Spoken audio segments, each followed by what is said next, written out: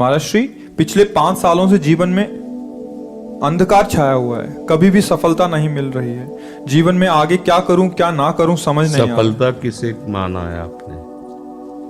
महाराज जी, श्री जी मैं पढ़ाई पूरी की और मैंने श्री जी से कहा कि मैं अब क्या करूं। उन्होंने मुझे कुछ संकेत दिए थे कि आप सरकारी में जाइए और प्रभु की सेवा करिए। फिर सफलता नहीं मिल रही उसमें एग्ज़ाम में, और अभी है। आप हमारी बात समझिए, आपको श्री जी ने संकेत किया और आप सफलता नहीं प्राप्त कर, दोनों बातें झूठी है ना, दोनों बातें झूठी हैं। आप सत्य को स्वीकार कीजिए। श्री जी के संकेत को आप जानने लगे।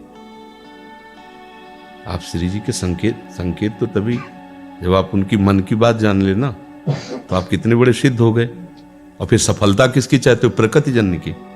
आप श्री जी के संकेत को जान जाओगे तो श्री जी के प्रेम की सफलता चाहोगे, लोकवत नहीं। और ये लोक की सफलता, सुनो पहले, प्रारब्ध के अधीन है। इसकी सफलता के लिए श्री जी से प्रार्थना मत करो। हमारी बात समझना। विद्यारण्य जी एक बहुत बड़े महापुरुष हुए हैं। उन्होंने अपने माता पिता को सुखी करने के लिए, धन प्राप्ति के लिए गायत्री अनुष्ठान किया। ब्राह्मण कुल में जन्म हुआ था। एक पुरस्चरण 24 लाख गायत्री होता है। उन्होंने एक पुरस्चरण किया, 2 पुरस्चरण किया, एक बार भी कोई धन की प्राप्ति नहीं हुई। आखिरी में उन्होंने संन्यास लिया। जीव संन्यास लिया, माता गायत्री प्रकट हो गई। उनका अब इंद्रासन भी मांगो तो आपका, तो बोले अब क्या जरूरत है, अब तो वैरागी हो गया, विरक्त हो गया। माता पिता भी पधार गए, उनकी सेवा के लिए अर्थ चाहना। 23 पुरस्चरण किए, तो आप तब नहीं आई। तो उनका तुम्हारे अनंत जन्मों में ऐसे 24 महापाप थे जिनके कारण मैं नहीं आ पा रही थी। अब वो 23 पुरण से चरण से नष्ट हुए, पुरस्चरण से, और 24वां तुमने संन्यास लिया। तो अब आप जो चाहो पर, बोले अब चाहिए ही नहीं, क्योंकि अब सन्यासी हो गए, अब तो ब्रह्म प्राप्ति के लिए।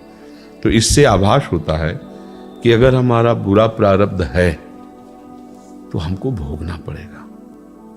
हम कितना भी प्रयास करें वो हमें, तो हम क्या करें इसमें जिससे हमें परम शांति हो? प्रभु के नाम का जप करते हुए उन पर दृष्टि लगाएं कि प्रारब्ध से हमारा भरण पोषण शरीर का भले, ये हमारा भरण पोषण आपसे होगा नाथ। तो वो एक ऐसे हैं जो आपके प्रारब्ध को भी मिटा देंगे। वो ऐसे शरणागत वत्सल हैं कि सब लिखा पढ़ी अलग कर देंगे। सुदामा जी को दरिद्रता का योग था। ऐसी दरिद्रता, कई कई दिन तक भिक्षा नहीं मिलती थी। ये जितने भी चरित्र हमारे लिए उदाहरण है। मांगने जाते थे तो मांगने से भी नहीं मिलता था, कई कई दिन। तो एक दिन उनकी पत्नी ने कहा कि हमारा आपका तो चरणामृत से भी गुजारा 2 दिन 3 दिन हो, 4 दिन हो, छोटे छोटे बच्चे तो मर जाएंगे ऐसे। कुछ तो उन्होंने कहा, श्री कृष्ण के सिवा हमारा कोई नहीं, अब हम क्या कर सकते हैं? प्रारब्ध जब बिगड़ता है ना, वो कोई सफलता नहीं होने देता। तो एक दिन श्री रुक्मिणी जी प्रसाद ठाकुर जी को भोग पा रही थी, तो वो ऐसे रोक दिए, उदास हो गए। तो उनका, प्रभु ऐसी स्थिति हमने जब जब आपकी देखी, तो किसी भक्त को जब कष्ट होता है तब आपको ऐसे देखा है। कौन सा भक्त है और क्या कष्ट है? का एक सुदामा नाम के हमारे मित्र हैं, कई दिन से भोजन भी उनको, प्रभु आपके मित्र और मैं आपकी दासी, महालक्ष्मी का अवतार रुक्मिणी, आप हुक्म कीजिए, लोक लोक की संपत्ति वहां। बोले उसको चाह नहीं है, हमारे मित्र को चाह नहीं है, और चाह ना होने पर हम विवश हैं।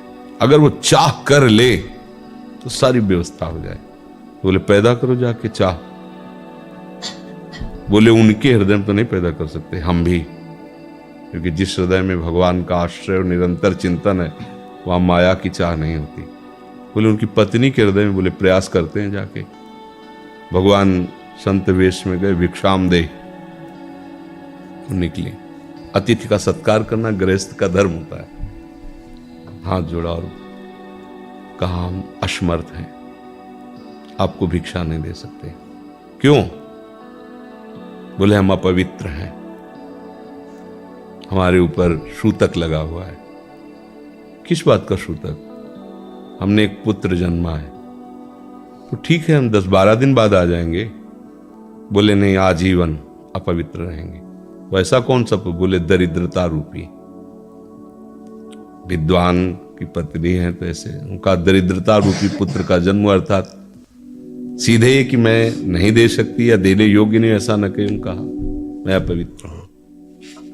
उनका दरिद्र कैसे हो सकती हो? जिनके पति के मित्र द्वारिकाधीश भगवान श्री कृष्ण है, वो दरिद्र कैसे हो सकता है? एक बार कहो ना अपने पति से। चले गए। जो सुदामा जी आए तो उन्होंने कहा कि देखो, आज एक अतिथि आए थे, उनको मैं कुछ नहीं दे पाई, मुझे बहुत कष्ट है कि मेरे पुत्र और आए हुए अतिथि का भी हम स्वागत नहीं कर सकते, उनका भरण को आपके मित्र द्वारिकाधीश प्रभु श्री कृष्ण। सुदामा जी ने कहा, बोले चले जाओ ना, वो कुछ न कुछ सहयोग कर देंगे। तो बोले हम ऐसे मित्र नहीं बनाए कि वो हमारा सहयोग करे, कभी नहीं, मर जाऊंगा, पर उनसे ये नहीं कहूंगा कि आप हमारा। बोले मत कहना, दर्शन के लिए तो चले जाओ, वो सुना है इतने उदार हैं कि वो जाने पर ही दे देंगे। सुदामा ने कहा दर्शन के लिए तो जा सकते हैं, बहुत दिन हो गए, ठीक है, पर मित्र के पास जाए तो कुछ लेके जाना चाहिए, मेरे पास तो कुछ नहीं है। पड़ोस में जैसे किसी से मांगने गई तो, अरे समय जब बिगड़ता कोई नहीं होता साथ। एक ने थोड़ी उदारता दिखाई तो चावल पछोरने पर जो आगे कणका होते चावल के, जो प्राय वो लिए सुदामा जी ने कहा हमारे प्रभु भाव के भूखे, कुछ ले जाएंगे, खाली हाथ तो नहीं है। पोट्री में सारांश में बता रहे हैं, द्वारपालों ने देखा कि हड्डी हड्डी शरीर में कई जगह से फटे वस्त्र, बेवाई फटी हुई, तो दिखाई दे रहा था दरिद्रता की मूर्ति है। तो उनका किससे मिलना है तुमको? तो उनका श्री कृष्ण से। बोले संभाल के बोलो, क्योंकि पार्षद है, अनंत कोट ब्रह्मांडों के नायक प्रभु के ऐसे बोलते कोई श्री कृष्ण कोई ऐसे गली आए, उनका जाके तो तुम बोलो ना, श्री कृष्ण से जाके कह दो कि एक सुदामा नाम के ब्राह्मण आए हुए। पार्षद गए, वो प्रभु बड़ा अजीब आदमी है, आपका नाम बिना किसी सभ्यता के ले रहा है। वो कह रहा श्री कृष्ण से कह सुदामा, कूद पड़े, भगवान दौड़े। वो पार्षद, वो सब की ब्रह्मा जी शंकर जी आते हैं तो वहां खड़े रहते हैं घंटों, भगवान ऐसे भागे सुदामा जी को पता था ना, हमारे रुक्मिणी जी के महल में रुक्मिणी जी के पलंग पर बैठाते हैं, स्वयं चरण पखारते हैं सब। अब ये वैभव, क्या हालचाल है, कैसे हो प्रभु? आप सब जानते हो, आपकी बड़ी कृपा है। तो ब्याह हो गया? हाँ, ब्याह भी हो गए, बच्चे भी हो गए। हमारे पास आए तो कुछ तो लाए ही होगे। और वो सड़े से कपड़े में चावल, कैसी बड़ी बड़ी वो वैभव, महारानियां सब भगवान का। चुप ऐसे बोले, देखो फिर चूक कर रहे हो, हमारे हिस्से की चोरी पहले की थी और फिर चूक कर रहे हो। और उन्हें हिम्मत नहीं पड़ रही थी, इतने महामहिम प्रभु को कैसे हो तंदुर। भगवान ने ऐसे छीला, ओहो, आज तक मुझे ऐसा स्वाद नहीं मिला। भगवान बड़ाई कर रहे, देखो रुक्मिणी जी की आंखों में आंसू आ गया। वो दृश्य भगवान पकड़ लिया हाथ, बस प्रभु हम आपकी सिवा नहीं रह सकती हो। भगवान तो सुदामा जी का स्वागत समान, अच्छे कपड़े पहनाए। जब चलने लगे ना तो भगवान की तरफ वो देखते, मतलब कामना नहीं, पर कि देखा पत्नी कह रही थी जाओगे कुछ न कुछ, चले प्रभु? हाँ ठीक, घर से ऐसे चले जाना, हाथ भी खाली। प्रभु ने कहा देखो ये कपड़े जो है ना महंगे हैं, रास्ते में तुम्हें चोर बदमाश, तुम अपनी पोशाक पहने इनको उतार दो। बोले बड़ी कृपा, कपड़े भी उतार लिए और रास्ते में सोचे देखो निगेटिवली सोच रहे, मेरे श्री कृष्ण मुझे कितना प्यार करते हैं। उन्होंने इसीलिए नहीं दिया कि दरिद्र कहीं संपत्ति पाकर मतवाला होकर मुझे भूल न जाए, मुझे कितना प्यार करते हैं। प्रभु के प्यार में मगन होकर सुदामा पूरी खड़ी जैसे द्वारिका। तो उनको भ्रम हुआ कि मुझे लगता है चलते चलते मैं पुनः द्वारिका आ गया। तो वहां पूछ रहे हैं कि ये किसका है। भगवान के पास विधाता है, उनका प्रभु ये तो गलत हो गया, इनके भाग्य में हमने लिखा था क्षय श्री,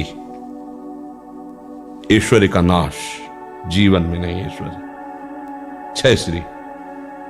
भगवान ने उसका उल्टा कर दिया यक्ष श्री। जैसे कुबेर का अथाह धन का खजाना, त्रिभुवन का खजाना वही है कुबेर के पास, जैसे कुबेर का खजाना यक्ष श्री। तो कहा प्रभु, तो उनका इन्होंने एक पुण्य किया है, अनंत ब्रह्मांडों के समस्त जीवों को तृप्त कर दिया है। प्रभु खुद को खाने को ले तृप्त, बोले मेरे रोम रोम में करोड़ करोड़ ब्रह्मांड वास करते हैं और इनके तंदुलों से मैं तृप्त हो गया।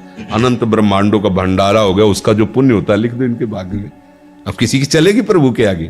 तो एकमात्र प्रारब्ध को मिटाने वाले भगवान है, कर तुम अकर तुम अन्यथा कर तुम। तो आप भगवान की शरण होकर उनका नाम जप कीजिए और उनसे प्रार्थना कीजिए कि आपको उचित लगे तो समस्या का समाधान कर दीजिए, नहीं तो मुझे समस्या से लड़ने का बल और विवेक दीजिए।